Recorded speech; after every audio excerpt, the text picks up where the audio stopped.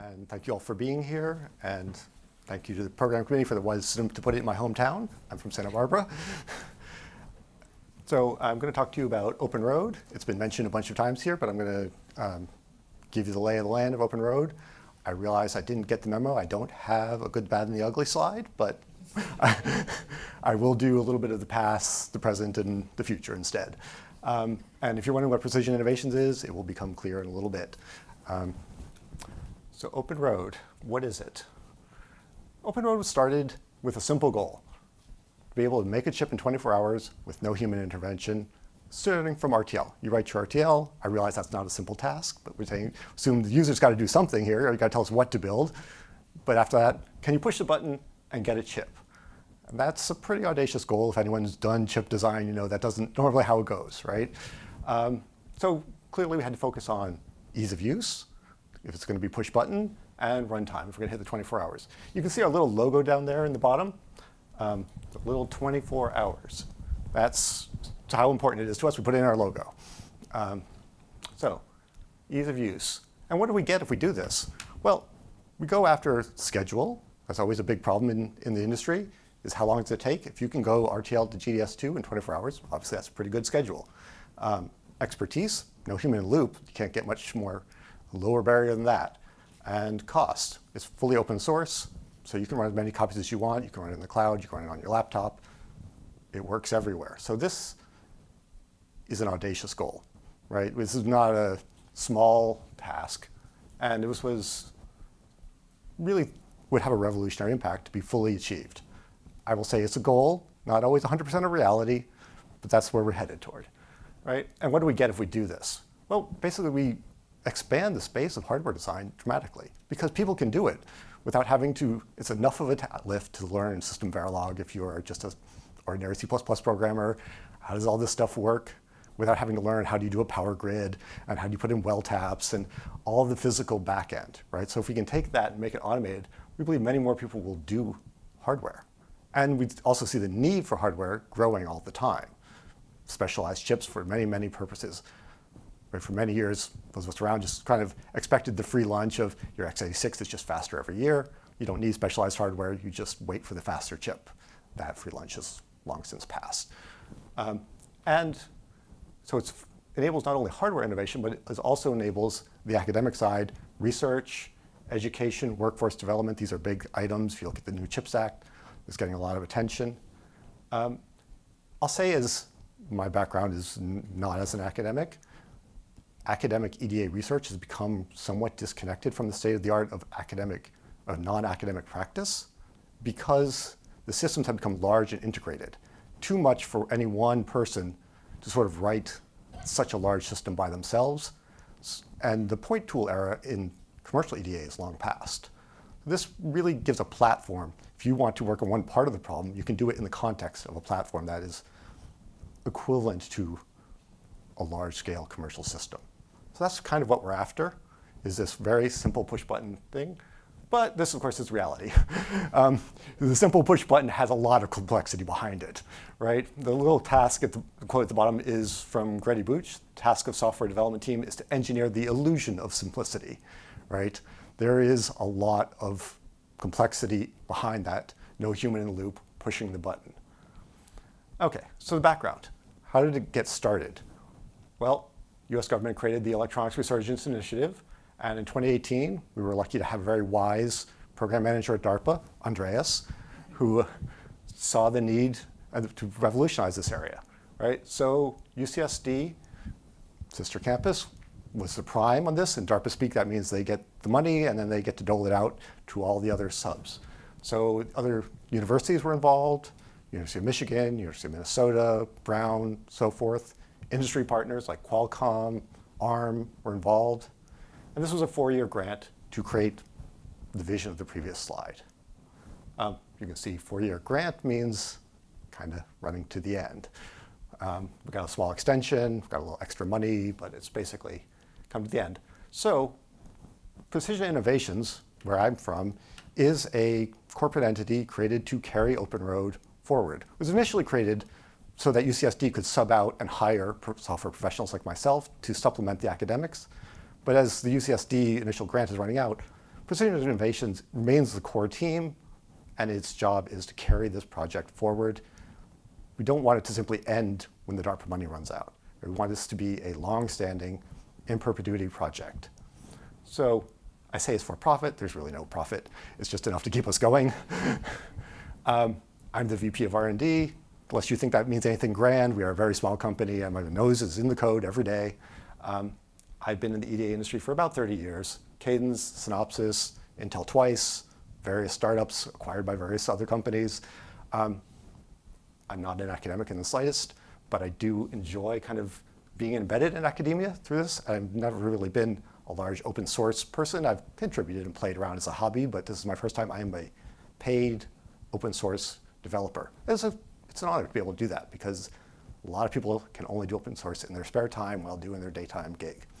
So for me, this is my job now, and I'm super happy about it. So that's kind of the relationship between Precision and OpenROAD and UCSD. I know people kind of get muddied about what's all this stuff going on between all these different organizations. That's kind of how it breaks down. And we also get industry partners who are providing support. Google is the largest. Tim Ansel has been great at helping get Google to support this project and be a big believer. And the other question I get a lot is, what is the deal between OpenROAD and all these other things? We've seen Andreas talk about Silicon Compiler. There's OpenLane from eFabless. There's Hammer Shipyard from Berkeley. There's OpenROAD flow scripts from the OpenROAD team itself. Google has a version in Bazel. So OpenROAD is the tool. It is, by itself, does nothing. It awaits your input. Right? The flow is the thing that drives the tool to make your chip. So OpenROAD is Microsoft Word. It's a blank page. These are the things that actually tell it what to do. And there's a proliferation. It's open source. So there's lots and lots of them out there. I won't say anyone's any better than the others. I will say the OpenROAD flow scripts is developed by the OpenROAD team. So often when we're adding new features, that's the place it goes first. And that gets picked up elsewhere. If you like the bleeding edge, you're welcome to be there, for better or worse. I make no guarantees about that. I will say each of these flows has their strengths. The other thing I've learned about open source, when you're in the industry, you know who has your tool because they bought it from you. In the open source world, you often find out someone has your tool and they're using it some interesting way. If they publish a paper, if they send you a bug report, they rarely send you a, this went super well, thanks for all the hard effort. They usually send you a, this didn't work, it's the first time you heard from them. So that's kind of the experience of OpenROAD is we're being mentioned a lot, being used a lot, and we want to be the common backend for physical design in the open source world. Okay, so where are the opportunities for OpenROAD? This is kind of an old slide, but it's still true. The 180 nanometer down to about 12 nanometer is an actually big segment of the semiconductor industry. OpenROAD is probably not going to compete for the most advanced TSMC 5 nanometer, 3 nanometer node against the big EDA players, and we're not going to try because they're well served by that, their customers are deep pocketed, and that's a good space. But the rest of the industry tends to be second-tier citizens. They are not as important to those big players. There are still plenty of people doing designs that are not about the absolute maximum performance area optimization. Maybe much more interested in time to market. Reliability, cost can be areas where OpenROAD can shine for them, right? Where this supporting all these nodes all the way back to 180, there are plenty of types of chips that can be made on them. And even microprocessors from the big companies were made on these nodes not that long ago. The nodes are still good. Something around like 55, 45 is a very good node for price per wafer versus performance. You can get a lot out of those nodes. So we view ourselves as tackling these nodes. The cost barrier also of development to support 5 and 3 and 7, they have very high DRC complexity. So this is kind of the space that we view ourselves playing in, where it's mostly we can leverage the automatic nature, this 24-hour no human in the loop, push the button, get a chip, as being a compelling story for a lot of people out there. I'm not saying we'll never do advanced nodes. I'm just saying that this is the sweet spot for where we are today. Okay. I learned from just chatting with a lot of people that A lot of people hear their universe ends at synthesizable RTL. My universe begins at synthesizable RTL, right? That's the traditional front-end engineer, back-end engineer, physical designer split. So I'm going to just kind of give a little walkthrough of what it is that OpenROAD does, because if you're not a back-end person, that Verilog starting point on the top left may mean that's really, you've designed your NOC, you've done all your front-end stuff, all the other really interesting things we do. To me, is I have synthesizable Verilog, and it goes through logic synthesis. That in the open source world is typically YOSYS. That's really the only kind of most state-of-the-art tool available. So really OpenROAD, the application proper, really starts at floor planning, runs through to routing and layout finishing, and GDS production often is done by a tool like KLayout or Magic. These are sort of very late in the game back-end tools. But that middle block is really primarily about two things: optimization and obeying all the rules. Be those rules coming from the user constraints, be they coming from the foundry constraints. And there's just loads of optimization problems in here. Now, I have a PowerPoint walkthrough on this. I was going to do the PowerPoint walkthrough, but then I thought last night, the Wi-Fi in here is pretty good. Maybe I can just do it live. So I'll see if the demo gods smile on me or not. If not, we'll be back in PowerPoint. But the one point on the top right, Black Parrot is a University of Washington RISC-V core, because that's all the rage. When we, back in February 2021, DARPA wanted to see a demonstration of the system, we could run into single core Black Parrot at like 150 megahertz on GF12, which was good given the age of the system, but was also not impressing anybody, if we're realistically honest, right? Black Parrot 2, which is a dual core, runs at over 400 megahertz. This is the exact same, basically, input, just two instances of the same thing. Actually, I looked last night, it's actually close to 500 megahertz. The current OpenROAD. OpenROAD is a young system. Yes, it started in 2018 and it's 5 years old, but in EDA terms, it's a young system. It has a lot of headroom to go. So whatever your experience is today, or if you had experience like you tried it a couple of years ago and you're like, well, it wasn't that whatever, it's changing a lot. And it will continue to change a lot. It really has a lot of growth ahead of it. So I just kind of want to point that out. The other thing we're kind of playing with now a lot is looking at the cloud. How can we leverage cloud in OpenROAD? How can we leverage our incremental engines on a cloud? OK, so let's see what happens if I switch here and give me my cursor. OK, so that's OpenROAD GUI. First question is, you just told me this is a no human in loop tool. Why does it have a GUI? Right? Like, after all, you're just pushing the button. You don't need one. Well, I'd say there's several reasons you need one. A, if you're the developer like me, who's making the magic happen, all the complexity that's spilled out in the cartoon, you need the GUI. You need to know what the tool did. B, even if the tool does everything it says, you as the hardware designer may have more degrees of freedom. You may go back and say, maybe if I change my pipelining, maybe if I put in a bypass mux, right? OpenROAD won't do that for you. So you still want to see the result to understand what's my limiting path, what's preventing me from going faster, smaller, lower power. So it's still useful for that purpose. And then we don't always hit the reality. Sometimes you just have the tool doesn't work the way you expect, and you just need to see what the heck happened. What did it do? What's the problem? Or you may even just give it an insolvable problem, and you don't understand why it's insolvable. You told it to put a whole microprocessor in 1 square millimeter, and sorry, you can't do that. So you can kind of come in and find out why not. So that's why we have a GUI. It's, yes, if you push the button, it should work, but you may also still want to look at. And the last one is, even if it does everything you possibly want, people like to see what the outcome was, right? Just the pretty pictures factor. OK, so where do we start? You got a floor plan. Floor plan is just the box, right? This is about as simple as it gets. You said, fixed floor plan, you got to put this thing in this box. That box could be your entire chip. That box could be just a sub-block of your chip that you're implementing that you're going to later roll up to the top, so that box is floor planned from above. Or you could just be testing the tool out, in which case the box is pretty arbitrary. It's whatever you want it to be. That's sort of where it starts with a fixed floor plan. Just a quick look at the OpenROAD GUI. On the left here, we have the display controls. We'll be playing with them as we go through. Let's just see what here, turn things on and off, so we can turn on the pin markers. So this starts out with, where do the signals come into the block? That's the first question. Now, if you're doing a floor plan from above, you may have constraints. You say, I know this block is being driven from its left side. So I've got to constrain the signal to come in from the left. I don't want the I/O placer putting it on the right side, because otherwise I'm going to have to route all the way around the block. So it's a constrained problem. Usually takes some user input. And then we kind of lay it out. In this case, we constrained all the pins to be toward the bottom, right? So that all the I/Os are coming in through the bottom. The design I'm doing here, I should mention, is swerve RISC-V core. It's on NAND gate 45, which is an open, non-manufacturable process, so there's nothing secret I'm showing you here. But it's representative of what 45 nanometers typically looks like. So first step in floor planning, I/O placement. Then you got macros. These would be like typically your memories, could be other hard IPs, right? So you have the macro placement problem. Where do my memories go?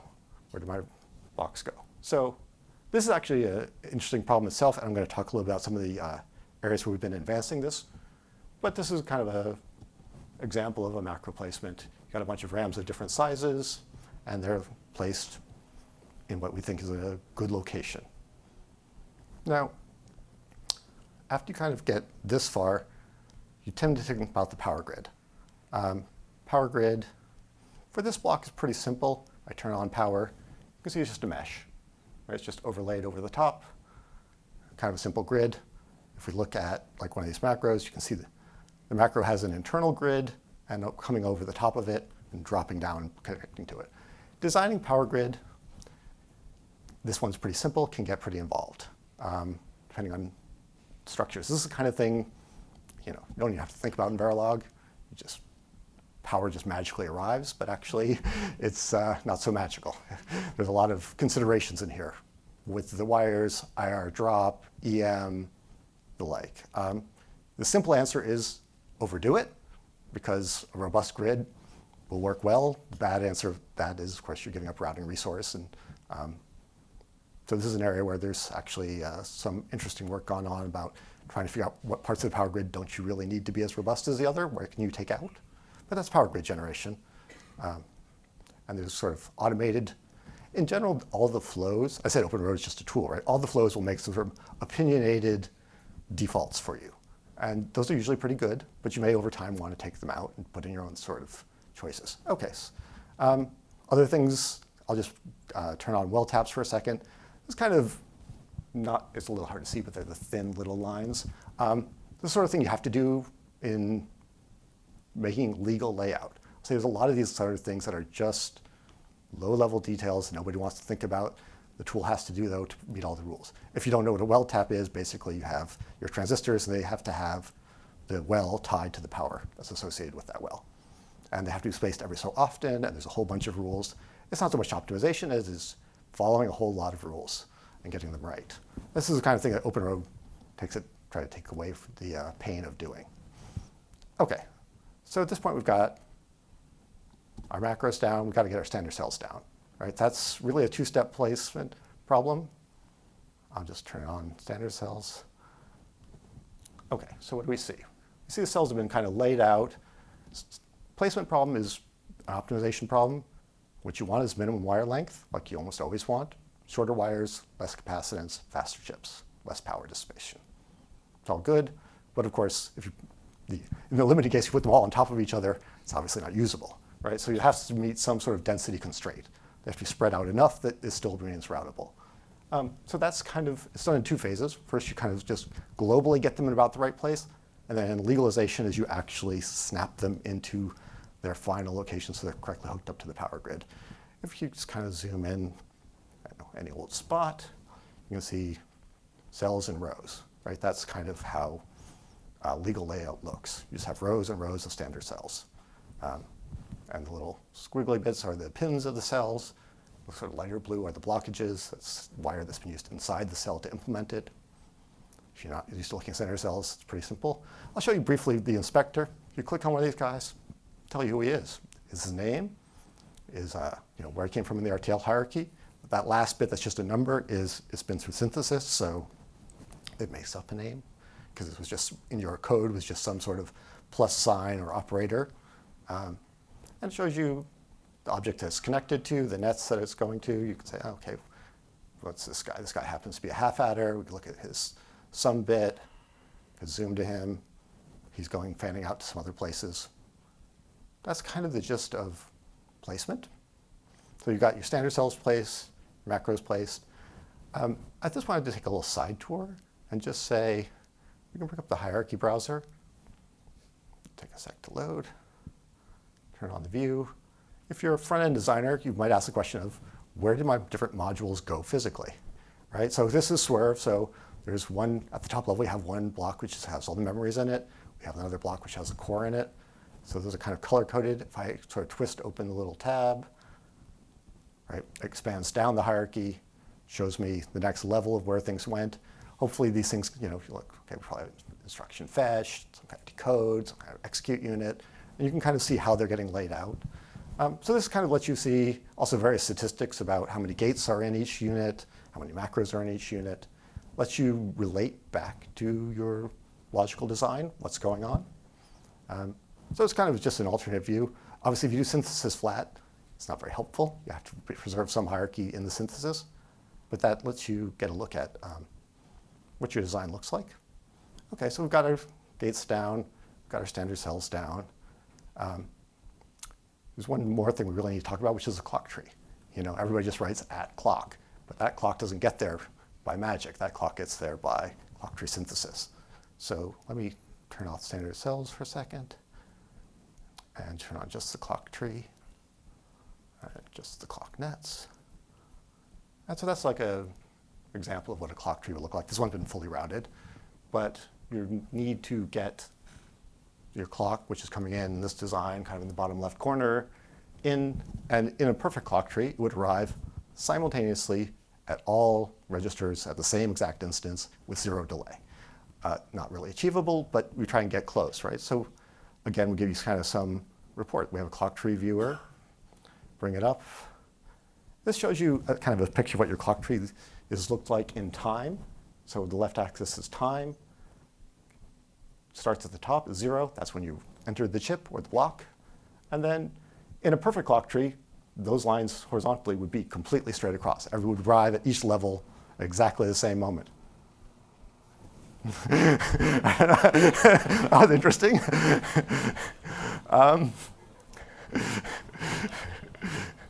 Not quite sure I did that, but OK, continuing on. And you can see this one's a little less than ideal, for sure. It also shows you sort of, the clock trees are typically built by dividing the world up into chunks, right? So here we sort of split it into two chunks. You can see the left half is sort of orange, the right half is sort of red. You can sort of expand that view. We'll go the other way. So you can sort of see breaking up into quadrants and to eighths. You can kind of see how the clock tree algorithm viewed, how does it cluster your sinks, and how does it try and construct the tree. This gives you a view of how the clock tree is constructed. Each of these algorithms is another optimization problem. This one is you're trying to trade latency, and you're also trying to get symmetry. You can see the real problem in this design, the real challenge is those clock pins way at the top that go into those big memories, they're way far away. How do you get the clock to arrive way up there at the same time as it does in the middle of the chip, right? That's kind of what makes the challenge of CTS interesting. Also, this is a 10-layer process, so it's not so bad in like Skywater, where it's only 5 layers. You often have to go around the memories. You can't go over them. That's another challenge. So if you're a software person, I understand maybe people are design side, but if you're on the EDA side of things and you like optimization problems, we have them in spades. You're welcome to join us and work on any of them. OK, so we've got down a clock tree. So now we've got our clocks arriving everywhere. I'm showing it to you fully routed, but really in the flow, the next step would be to do global routing. Let's just turn back on the instances so you can see everything. Off the extras. And we can get a look at that if we look at routing congestion. Right, this is a heat map view. So it's basically telling us where are the wires going and how dense are they. You can see like there's a nice little blob there that's a combinational logic cluster that's really quite dense. But overall, the density here is not exceeding 100%. It is a routable design, but it gives you, if you run into the problem, common issue you get on GitHub is global router says this design can't be routed. Right? There's some region that's just too dense. It can't detour the wires out of it. You can imagine if you took that little blob and you kept shrinking it down and down and down, eventually, you can fit the standard cells, but you can't get the wires in. Right? So that's really the global router's job. It's another optimization job. keep wires as short as possible, again, minimize capacitance, but also avoid over-congestion, because the detail router's got to come in behind it and actually make the layout legal. Right, so then, sort of the last thing, we can just turn on all the nets. I think I'm going to draw them all, but this is, you know, oh, I'm going to turn on the layers too.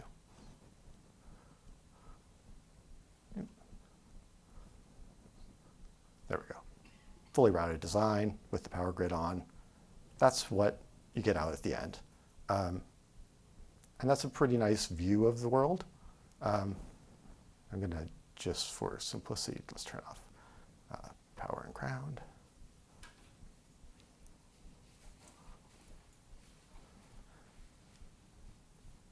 A fully routed, fully implemented design. The other thing you may want to look at this point is we haven't looked at, of course you had DRCs, we have a DRC viewer, I don't have any in this design. It would be a timing report. So we do also let you come in the timing report. I happen to have it loaded because it just takes a few minutes to do the timing. You can see a list of paths at the top. I'll make this a little clearer. Here's your most critical setup path. This kind of cyan coming through is the clock. Then the red is the data path, and the light green is the capture clock, where it branches off. So, and you can walk through that path and actually, you know, see the segments of it in the layout as you kind of manipulate through it. So you have a connection back between your netlist as implemented, ooh, a lot of max packet first, and you can trace back to a certain degree. You can see, okay, this came from Swerve, LSU, and then maybe a little hard to tell exactly what gate that is, but you can probably find your registers. You can try and trace back to your logic and say, there's really two modes of improvement. One is the things that are sort of outside the scope of OpenROAD, like what can it do, can you do as a logic designer to say, oh, there's too much logic in this path, I need to break it down, I need to register it. OpenROAD will not do that for you because it's changing your functional behavior. And the other is you can say, that's just really crappy placement. Maybe I need to give it a little constraint. Maybe I need to give Matt an email saying, do a better job. Those are the other avenue of improvement, right? We say 24-hour no human in loop. We don't say 24-hour no human in loop perfectly optimal, right? You are giving up something for getting that. But we don't want you to give up too much. So if you see things that really look like this could be a lot better, we want to know about them. We want to try and make them better. So this is kind of different ways you can look at your data. I didn't talk too much about optimization in terms of timing optimization, electrical optimization, but why don't we just take a quick peek at that? I'll get rid of this guy. We can look at just the buffers that were added for timing. Right, that gives you a sense of, those were things that weren't in your netlist at all coming in. Those are things that we added. They're hold buffers to slow down signals that are moving too fast, other buffers to speed up signals that are moving too slow, trying to do what we can to make your timing better. Right? And you can see it's a fair amount of work that's gone into that to try and make that all go. So those are kind of, the demo gods are smiling on me today, it seems. I kind of got through the picture of that's what OpenROAD does. This is kind of what the physical backend world looks like to a simplified, quick overview. I'll jump back here. So hopefully now those little items in the list make a little more sense to you. Floor plan, that was pins and macros. Placement, all your standard cells go in there. We do some optimization at that point. Clock tree, we looked at that. Some more optimization after clock tree for timing. Global and detailed routing. And layout finishing. We didn't show it, but it'll be things like metal fill insertion to achieve uniform density. There's a whole bunch of manufacturability rules we have to meet. Also, if I'm showing it's just a block, if you're doing a full chip, you have to put in seal rings, crack stops. There's all sorts of like crazy little structures you have to do to be fully legal when you're done. Okay. So I'm going to just zip through this. This is sort of the canned version of what I just did for you live. So OpenROAD, we have 350 tape outs on the Google sponsored Skywater shuttles today. We've had University of Michigan did a mixed signal tape out with us on GF12. Army Research Labs has done 2 tape outs, Intel 22, Intel 16. And we have a whole set of nodes we support. There are the open nodes, which Google and Tim Ansel have been really great champions for making open PDKs, but we do also support non-open PDKs. To give you access, we generally have to do a three-way NDA, so it's a bit of a pain. It's definitely not a click-through kind of experience, but we are supporting more and more nodes in this sort of 12 as being sort of the low end of the range, up to GF180, so the upper end of the range, but all points in between. So these are just examples of what the chips look like. Army Research Labs is basically an array processor, AI processor, so that's the tile on the right of the two and the array of tiles on the left. This was the University of Michigan tape-out on GF12. It's got OpenTitan in it, but it's also got temperature sensors and other analog components in it, which is pretty interesting and pretty cool for what they're doing. So some highlights, things where kind of this is what's new in OpenROAD. If you've been an OpenROADer for a while, the RTL macro placer. So we talked about placing macros. We're on a third generation of this now. The first one we got was a fairly weak placer, if I'm honest, but it was available. RTL macro placer, its name comes from, it tries to drive information from your RTL hierarchy. Things that are in the same RTL hierarchy likely want to be together physically. It's not a slave to the RTL hierarchy, but it just tries to leverage it.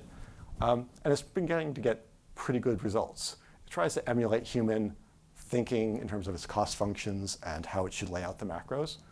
Here's a little example of it, kind of clustering macros together and arraying them out. This is the new version. This is kind of the third generation of this hierarchical RTL-MP.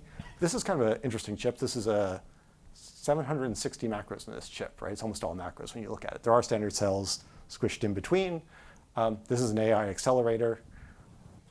What's interesting about this is they did a comparison. They took, on the left, same inputs, hierarchical RTL-MP and OpenROAD, generated that macro placement. On the right is a large, well-known company doing theirs. They then took the output of those two and ran them through the commercial flow to completion. That way they would take out any other variables in the rest of the flow. And if you look at it, RTL-MP is actually winning on all fronts, right? Slightly smaller area, slightly better power, much better timing. It's a win. They've published a number of such benchmarks. I think this is actually also a good point to mention.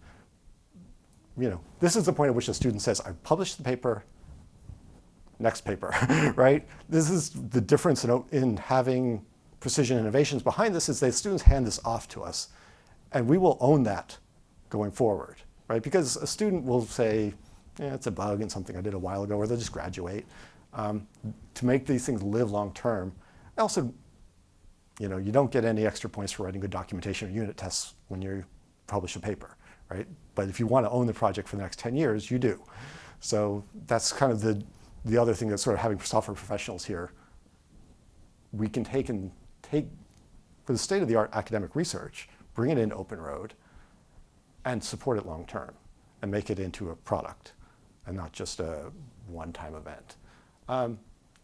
RTL-MP was actually developed in OpenROAD. That's the other sort of model we're hoping we'll see people do more of in the future, rather than being many things sort of written on the side, and then we try and shoehorn them in. This thing was written in place from the start.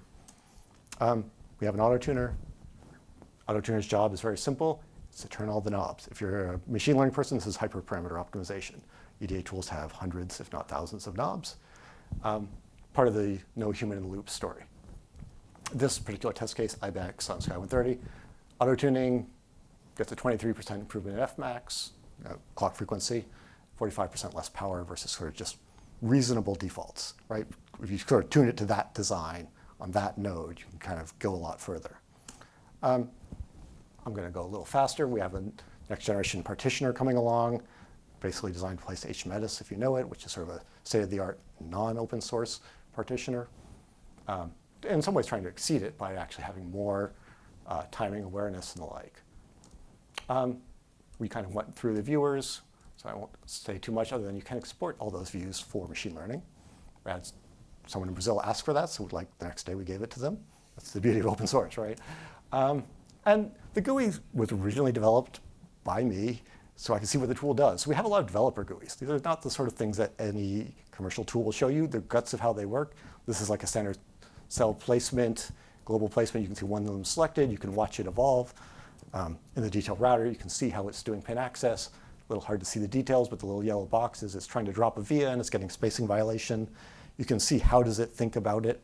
You can watch the A* search expansion happen. So there's a whole developer side to the GUI as well as the user side to the GUI. If you're an EDA developer, layout is extremely visual. You'll find 10 times more bugs if you can see what your algorithm does versus if you just dump some big log file of numbers. You just look at it and you go like, why is that doing that? And then you'll just never spot that in a list of numbers. So that's kind of the gist of OpenROAD. Very quickly, kind of adjacent projects, OpenFA SOC at University of Michigan, Mehdi's group, doing great work with analog synthesis, cell-based design, built on top of OpenROAD. At UCSD, Probe 3.0, this is an interesting one. They are doing an SMT-based standard cell layout generator, so you could generate your standard cell library automatically. It's kind of clever what they're doing. And DTCO, if you don't know, is design technology co-optimization. It's a very hot topic right now in industry about, it's a question like, should I be using standard cells that are 6 tracks high or 9 tracks high? Should I buy the 12 metal layer stack or do I only need a 9 layer metal stack? Basically, can you tune your technology to your design? So that's kind of being able to generate your own standard cells is a really good way to explore that.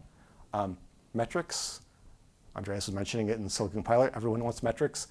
Everyone has their own metrics. We've tried to promote through the IEEE CETA group this metrics 2.1 format. OpenROAD writes it natively in JSON. You don't have to parse any of our log files to get out the metrics. If it's not a metric there that you want, you can easily add it. And we provide some example metrics from various designs, so ML people don't even have to run OpenROAD. They can just grab those metrics and go off and play. We hope that everyone else will want to standardize on at least a format. This seems to be like a good starting point. If you don't like what's there, then please, comment. We'd rather avoid the proliferation of everyone has their own metrics. I can tell you OpenLane has their own metrics too. OpenROAD FlowScripts has their own metrics. And the last one is, if you haven't followed Google Brain paper, it's a very interesting paper published in Nature on floor planning. This is an attempt to recreate their results on open test cases and open tools. Very interesting subject. If you want more interest, we have a GitHub project, OpenROAD FlowScripts, which is the scripts that we create. The application is there, documentation on Read the Docs. We're on Slack. There are actually more videos in this one, but that's just one of the various videos that are out there. That's it. Come join us. It's an interesting project.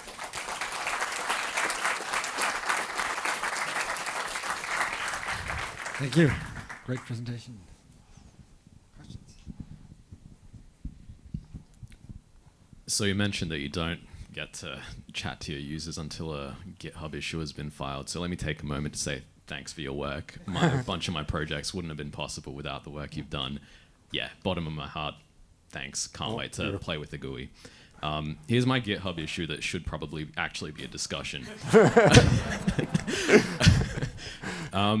So you mentioned that, simplicity is, you want things to be anything that the user is exposed to should be as simple as possible. I found that typically involves abstracting away a lot of reconfigurability, right? Are there any sacrifices that you've had to kind of consciously make in doing that? That things that I wouldn't be able to experiment with that you kind of said, oh, it would be nice, but... Yeah. So I understand your point. Ease of use and simplicity does mean you're accepting an opinionated set of default behaviors. So I'll say there's 2 layers on that. One is if you just go down to the tool at its lowest level, it's like other ADA tools. There are lots of knobs, right? We try to set a reasonable set of knobs, but if you are a power user, you can definitely get down in there and say, I want to set all sorts of constraints. The tool has more capability than sort of, I'll say, the push button version for the power user. So that is there. There is a question of how does your particular flow expose or not expose that capability to you? That's sort of the next level. There's a phrase that gets used a lot, freedom from choice. We do want to, by being opinionated, make that process a lot simpler. I would say most of the things you really can't do in OpenROAD are more cases of where we need to grow the tool itself, not so much that we are saying we won't give you that degree of freedom. So for example, we're going to be supporting double height cells and placement. You can't do that today. That's just not a capability of the tool, but it will be a capability of the tool. There are very few places where I can say we consciously said, we just won't allow you to do this. Okay, no, that's good to know. One specific capability that I wouldn't mind playing with, and it just comes from a lack of familiarity of the flows. If, say, I wanted your clock optimization algorithm to apply to a subset of registers so that I could have different clock domains, same frequency, but just don't need to optimize everything all at once. Is that something that I would be able to do with one of the flows? I suspect most of the flows won't expose you to that, but if you went sort of around or you enhance the flow, CTS itself will let you operate on a particular clock separately from other clocks. So you could play with that. So I just have to get really good at So to the degree that you don't want the push button answer, you're going to have to learn more about the tool. That's the reality of it. And I think actually the hope is that the push button answer is the easy on-ramp, and that over time the push button answer is good enough that you just don't even care. But there probably is a gap between those two statements today. Matt, great work. This is incredible. I have so many questions. I wish we were drinking beer together last night. I probably would have asked you everything. But what there's, like, as you say, so many areas of optimization and work to be done here. You know, obviously the big commercial tools. I don't know how many EDA engineers they have, but it's lots, I imagine. And they're all very busy, and they've been going for, you know, probably decades longer than you guys. So it's incredible to see how far you've come in such a short space of time. What do you think is the biggest issue or biggest area in need of like attention and work at the moment? You know, it's nice to come to this conference because my day-to-day existence is my nose is in all the problems of the tool. So my immediate reaction is like everything because I see all the problems every day. But if I were going to pick big areas, I would say it's actually slightly outside of OpenROAD, but I would say YOSIS is one area where we could get a lot more optimized results coming in. That's one area, and within OpenROAD, we have the Remapper project, which is attempting to, let's say, resynthesize logic, which in a way is overcoming some of that. So that's sort of one area for performance. In terms of capabilities, we're working on being able to do power domains and power switching. That's a whole set of sort of functionality that we need to add. Double height cells I mentioned. There's a whole long laundry list of these things. The big EDA companies have more people on detailed routing than we have on everything. There are certainly parts of the, you know, if we have one person on each area, we're doing well. So I think those are the ones that leap to my mind first, is really in terms of performance, being able to really manipulate the logic, because we're actually pretty good at placement and routing today. And I think maybe the last one is just advanced rule support in the detailed router. 12 nanometers still has challenges. We do support it, but there are a lot of corner cases. Cool. I'll connect. Sure. I wanted to ask about, so for upfront, this is so awesome. Like, it's really great to see, particularly having also started in the same DARPA programs, how far this has all come and the ability to do all this, no human in the loop. I'm wondering about like questions about software quality and how things have changed over time in terms of you're trying to bring in this stuff from, you know, random students who are in the middle of their PhD and they produce a paper. What efforts have you put in to make that easier to do so that it's less of a challenge for you and less of a challenge for the students? Sure. It has been an interesting experience trying to kind of manage that. You know, what I really realized over time is there's an incentive misalignment, right? The incentive is to make a table in your paper that has n designs and a set of results, and that's the answer, right? And it doesn't need to generalize beyond that, and it doesn't need to be pretty. It just needs to get that done. So it is a challenge, and some students are naturally better coders than others. What we've tried to do is put some guardrails in place through GitHub Actions, like automatically running Clang format on the code, automatically running Clang tidy, things that just saves me having to say to people really basic things. Code reviews. And then if someone really says, I'm going to make a major feature in OpenROAD, I encourage them to talk to us first, rather than talk to us when they're done.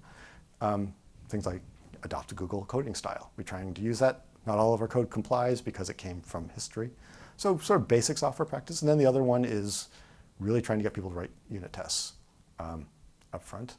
I think that's test-driven development. It doesn't have to be like really formal, but just having a good set of tests that really shake out the bugs, that's really important. And then the other piece is the paper is not always the ultimate documentation. that you want, really sort of, there needs to be a handoff point, because if Precision is going to own this, you just give me a pile of something that I don't understand. Even if it's really got great results, I don't know what to do with it when there's the next problem in it and you're not around. There really has to be enough of a knowledge transfer that we can own it. And that has in some cases been a challenge. I have a question regarding, so if I express some logic that the tool, and like big project, then the tool has extra effort to do placement or routing because of some specific block. Is there a way for me, other than like to see like at the end, so the longest path, what the tool actually worked on, made the most effort on? So is just the time where the most effort is in power, in placement, in all criteria. So if I see the flame graph of all the effort that the tool spent time on, it will be give me some hints where I can improve my design. Is there something like this? It's an interesting idea. I will say I don't think we have a plot of effort versus time kind of thing, but I mean you can certainly see some of that like in the congestion heat map. In a highly congested area, almost certainly the router will spend extra time. We don't really, I say it's more of a developer mode of operation, but there are options to sort of dump out, like in the detail router, on every iteration what were all the violations, and you can see where, even if you got to 0 at the end, where did it spend its time, where was it having a hard time fixing them. So you can draw it out of the tool, but I wouldn't say we've made that a user-friendly experience today. But it's an interesting idea that we could probably take further. I have another question. Is this, for all these open source tape outs that are going on, is everybody using OpenROAD? Are you guys the only game in town for open source PNR? There do exist some other alternatives. I would say on the shuttles, to my knowledge, it's mostly been OpenROAD. That said, the shuttles also have some tape outs that are people doing analog, really interesting things where they don't need synthesis and place and route type flows. They're just drawing polygons and building really interesting things. But for synthesis, place and route, as far as I'm aware, most of those have been done, but there are some older technologies in place and route that I think probably I would suggest people don't use. There are also some other groups who are in Europe doing kind of similar things as well. So we have competition, yes. But I mean, pride of place, I would say I think we're the strongest at the moment. Cool. And just another quick one. I love all the kind of GUI features you have there. I kind of get why you've got all of them, because I sat next to an engineer with Innovus Open, and that thing is just a Frankenstein of all sorts of stuff that seems completely irrelevant, but you somehow like boiled down all of the most important ones there, like the kind of clock tree depth one and timing path, and yeah, it's incredible. Yeah. I think yeah. Thank you. There are like a few other YouTube videos of me doing versions of this elsewhere too, so if you go on YouTube, you can also find, I assume this one will be another soon. Yeah, I just want to second that. The demonstration was incredible. Just really seeing everything. I had probably a simple question, but so what parts of the design flow are like implemented as OpenROAD, and like what other tools are you like calling from the OpenROAD flow? So OpenROAD flow scripts, I'll teach the one I know the best, is basically 3 tools: Yoast for synthesis, Yoast/ABC, OpenROAD, and Klayout. And that's really basically that flow. If you have an OpenPDK with the open DRC deck, then we could also do verification of Klayout. If you have a closed PDK, then we're probably going to a commercial tool to do verification. Other flows may include more tools beyond what we have. We don't really have a good DFT offering right now, design for test, although Google is working on contributing one. So some people have outside tools for that. Other sort of verification, you want to verify at the end of the flow that we didn't mess up your beautiful RTL, right? Functional verification tests at the back end, you may want to add that. And of course, there's a whole suite of tools before you get to us. I'm thankful are out there, but I know very little about. And some people here present some fairly nice looking ones.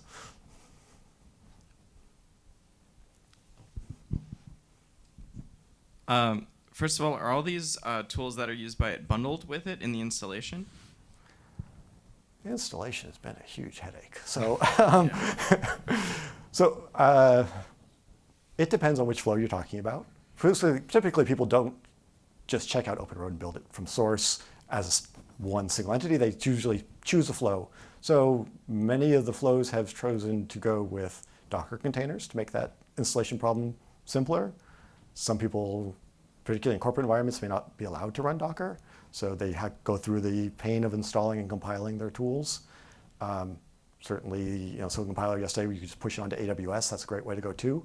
So there's a variety of these. If you actually have to compile these tools from source, it sucks. That's just reality, right? I mean, it's doable, but like there's so many flavors of Linux and compilers and dependencies. We do have a dependency installer. So if you do, we have instructions that says how to do it. And if you have to do it, you can follow those steps and follow the instructions. I would say the big stumbling block in installers for us, which I think we've just resolving now, one portion of OpenROAD is almost all BSD3, but there is one piece that is GPL. And that's because it's dual licensed. It was originally a commercial product who agreed nicely, James Cherry from Parallax Software, to make the timer under GPL for non-commercial use, right? Because we're attached to UCSD, UCSD lawyers are deathly afraid of GPL, the patent clause particularly. So I think now Precision Innovations as a separate entity will be allowed to make releases that's not in any way exposing UCSD. So it's been a long process of negotiating this whole thing. So I'll say I'm hopeful in the future we will have installers off the shelf and you won't have to, fewer and fewer people doing this. Yeah. Oh, one slight point on that too. We're also working on a Python interface to OpenROAD. It's Tickle-based today. There's a strong push to make OpenROAD into a pip module at some point as well. That will be another installation path. Awesome. Hey, thank you so much for this presentation. I think what you're building is absolutely awesome. I love to see all the GUI stuff as well, because I think that today there's like this big barrier between the RTL people and the backend people, and so I think you're bridging that gap. I was kind of wondering about one thing. You showed the comparison between this one design where you did a better job than the commercial tool. I suppose there's many other examples where it's the opposite. Like, how far are you? Do you think, like, are you kind of like 20% there, 30%? Like, and then maybe the follow-up question is like, do you expect to run into some problems once you get too far, because you're kind of competing with very large entities with thousands of patents, and at what point do you think there'll be a problem? Okay, there's a whole bunch of components to that. So I would say sort of super macro heavy designs like this are a relatively recent phenomenon. So in this sense, we are competing where the field is relatively open. Right? If you're just talking about like detailed routing, that problem's been around for decades and is heavily studied. So I think they can kind of get this kind of result because I suspect the commercial tools are also improving in this area at the same time, rather than anyone's being super mature. That said, it's still nice to have hold up points like that and say they're there.